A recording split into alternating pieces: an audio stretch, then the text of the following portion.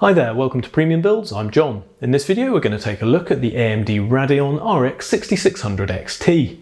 AMD released the RX 6600 XT in August and we've had ours since then. We've had plenty of time to get to know it and to test it. We're going to present to you its performance in a number of synthetic tests and in some actual game benchmarks we've run, so that we can make some recommendations about pricing you should aim to pay for this card and whether it is worth your while for particular builds you might be considering. This card is AMD's take on the 1080p mainstream gaming market. It's focused on great performance at that resolution. It uses the 7nm Navi 23 GPU core and 8GB of video memory. There's a few little quirks in its specification, like a narrow 128-bit memory bus and a strange 8-lane PCIe slot configuration, so we'll see how they impact performance if at all. This is a card that was treated quite unfairly at launch, I felt. A lot of the treatment around it was around its pricing and general frustration at the GPU market, and there wasn't a lot of focus on its actual performance. So I felt it was worth reviewing the performance now in the cold light of day and seeing whether this is a card that can be worth your money. If you're seeing 6600 XTs at around $500 to $550 or equivalent, but discounting them because of the initially unfavourable reviews of the card, is that really fair and is it something you should reconsider? To do this, we're testing it against a couple of competitors we have on hand. First up is the NVIDIA RTX 3060 Ti. This is a very strong GPU, capable of 1440p gaming. It's got the RTX features and tensor cores of the new Ampere technology from NVIDIA, and we know it's a good all-round card, so we felt that the 6600 XT would be a good option if it could compete with it. We've also brought in the RTX 2060, which is now an old card. It's based on the last generation technology, the Turing GPUs from NVIDIA, and it remains a strong 1080p gaming card. It perhaps has a little more relevance since there's bubbling rumours that this card is going to be re-released, perhaps with 12GB of VRAM, not the 6GB on this, but as long as the core's the same, the performance will remain the same. So we felt it was worthwhile reviewing it because it is an option that is still available, sometimes highly inflated in price, around $500. Why haven't we got an RTX 3060 in this test? It's probably one of the most direct competitors for the RX 6600 XT. Well, to put it bluntly, we can't find them available at any less than around $700 equivalent at the moment. And even with the educational value of being able to test them and present the results to you, it's just not a price I can stomach paying for that GPU.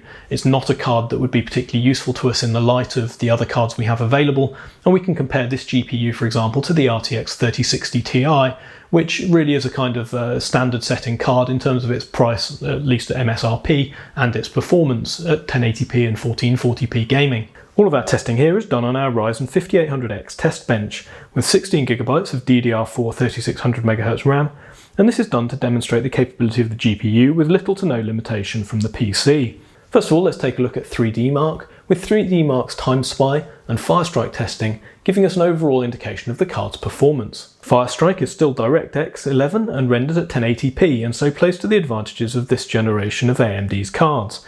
They seem to do better at lower resolutions. Here we can see it nearly matching the RTX 3060 Ti with 28,400 points, versus 29,400 points for the NVIDIA card.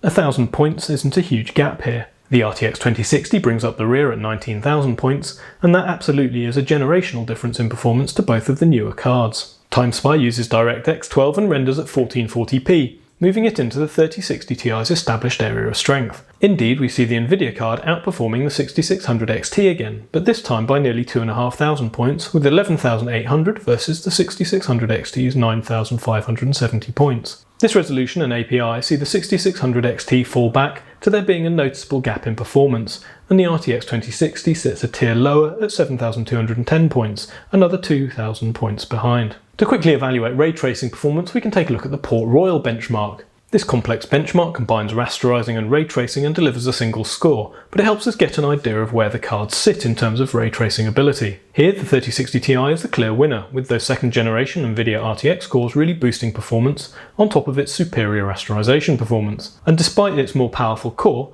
the RX 6600 XT is comparable to the RTX 2060 overall, with a slight overclock on the RTX 2060 allowing it to meet the RX 6600 XT's overall performance in this test. It's clear that the RX 6600 XT isn't a good choice when ray tracing and associated features matter to you. For most gaming it doesn't make a huge difference, there's nice features to play with, but they're not game-breaking if you can't use them. However, in some workloads like 3D rendering or machine learning, you really are going to benefit from those NVIDIA technologies, and we'd recommend stretching out to get an RTX 3060 or 3060 Ti in those circumstances, because your workflow will benefit from the speed. Moving on to games then, let's take a look first of all at first-person shooters. Call of Duty Warzone is very kind to the RX 6600 XT, with good performance at 1080p and 1440p. It equals the more powerful on paper 3060 Ti at those resolutions, scoring 161 FPS average in our 6-minute Battle Royale test at 1080p on high settings and 112 FPS at 1440p.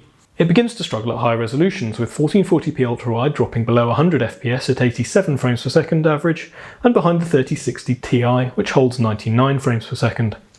At 4K you can see this really isn't a suitable card, with 56 frames per second falling below what most players would consider acceptable for a fast-paced shooter. But neither of the other cards on test really perform acceptably either. Overall, this is a great card for 1080p in this title, holding well above 144 frames per second, and it will work fine at 1440p as well with over 100 FPS. It's great to see the 3060 Ti being challenged here. Rainbow Six Siege generates very high frame rates, and it's good to see that the 6600 XT performs well in this title as well. It matches or beats the RTX 3060 Ti at all resolutions, but not by a huge margin. With frame rates into the 400s at 1080p, it'll drive the most demanding monitors, and it exceeds 144 FPS through all resolutions. It's a good buy for this kind of game. The RTX 2060 also does fine, but there is a big gap in performance. Looking at a more polished single-player experience, Doom Eternal is very well optimised and delivers good performance on most hardware. The 6600 XT is no exception, but we do see a meaningful gap here in performance to the 3060 Ti at all resolutions. Nevertheless, at 1080p and 1440p it's delivering a fast, fluid performance and more than enough to be enjoyable at high visual settings. We run these tests at Ultra Nightmare.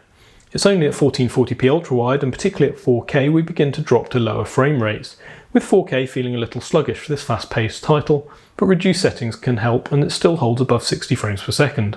Moving on then to AAA titles, these are the games that really push the visual limits of the most up-to-date graphics cards. Flight Simulator 2020 has undergone large performance upgrades in the last few months, and there's still a big revision to come with DirectX 12 being implemented later this month. It's now a game that can actually run well on relatively modest hardware. Here we see the RTX 3060 Ti strongly outperform the 6600 XT at all resolutions, and we found this title to favour NVIDIA cards across all our testing. Needless to say, 75 frames per second at 1080p on high settings is still a good result in this simulator. And the 6600 XT performs acceptably at 1440p as well, hitting 48 frames per second average. But this is a demanding test, and tweaking a few settings will see around 60 frames per second.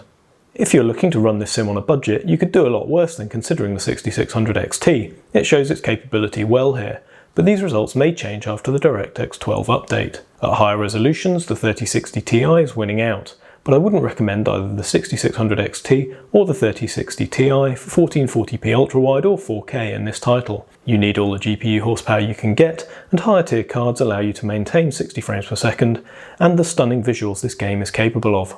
The RTX 2060 meanwhile is acceptable at 1080p, but begins to struggle above that. Shadow of the Tomb Raider is a DirectX 12 title, and our testing here involves the inbuilt benchmark, which is one of the most consistent that we know of. The 6600 XT performs well at 1080p and 1440p, but can't match the 3060 Ti here, giving away about 20 frames per second in both instances. This kind of AAA title is perfectly playable at 60 frames per second, and the 6600 XT maintains that out to 1440p ultra-wide, but falls short with just 40 frames per second at 4K.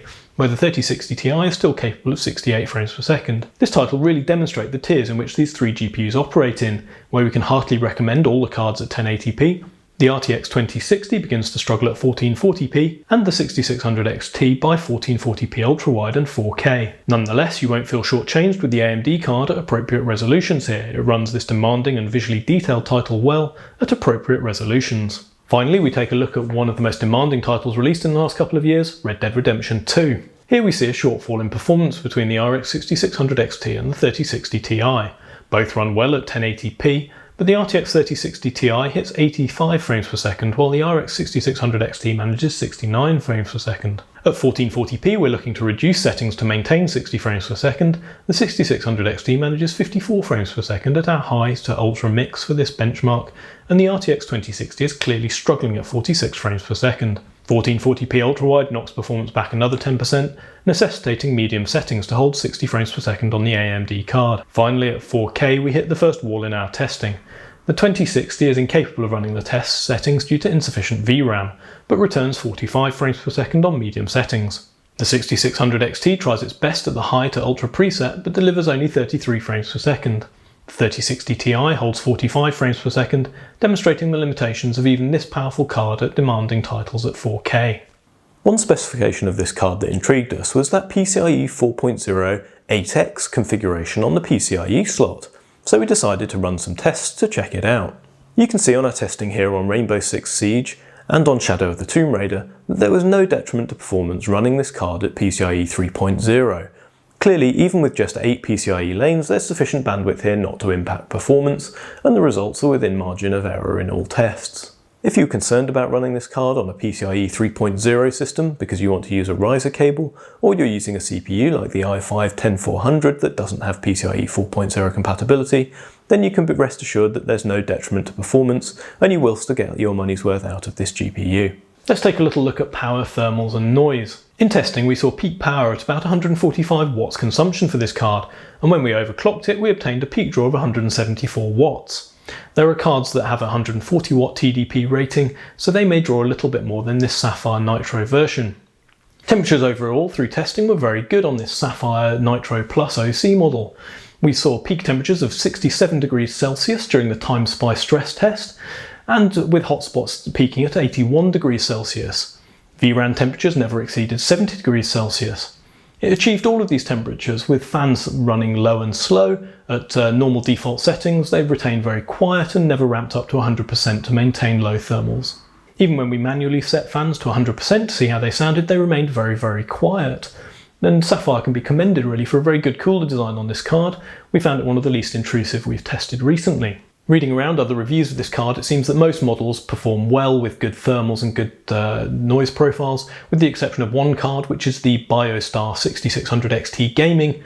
That card has an inadequate cooler design and it runs very hot and loud and underperforms as a result of that. So just avoid the BioStar model, but otherwise you can buy pretty much any brand with confidence. It's not a tricky card to cool or power. Overall, it's really nice to be dealing with a card that runs this cool and requires this little power. It means that it's simple for you to integrate into any system you're planning, and you don't have to tear your hair out looking for a particular power supply. Anything of reasonable quality and around 550 watts total power or more will work just fine with a 6600 XT. In conclusion then, the RX 6600 XT is great for AAA gaming at 1080p, and it really excels at fast-paced shooters at 1080p. We'd have no hesitation recommending this as the foundation of a great 1080p high FPS gaming rig. At 1440p it does begin to show its limitations a little bit, but if you're the kind of gamer who plays for a few hours a week rather than a few hours a day, it's not going to bother you too much, and as long as you don't mind reducing just a couple of settings, it's still a very strong card and you'll get great use out of it. Playing even some demanding titles, you'll be able to experience them looking great and running well. If you are looking to run a 1440p ultra-wide or 4K monitor, then we really would suggest moving up the market towards something like an RTX 3070 or an RX 6700 XT. Those cards do have that extra horsepower that will make gaming smoother and last a little bit longer into the future as well. It actually came as a pleasant surprise to us to test this card in the light of its initial negative reviews.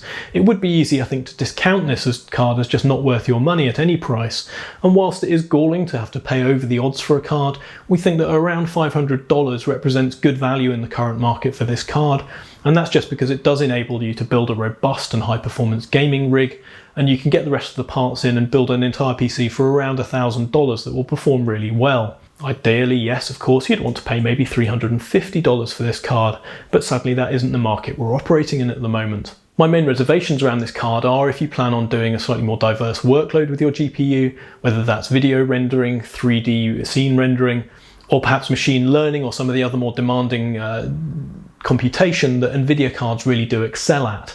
If you do have those kind of workloads in mind, then choose carefully and make sure that this card can accelerate them to a degree that's acceptable to you.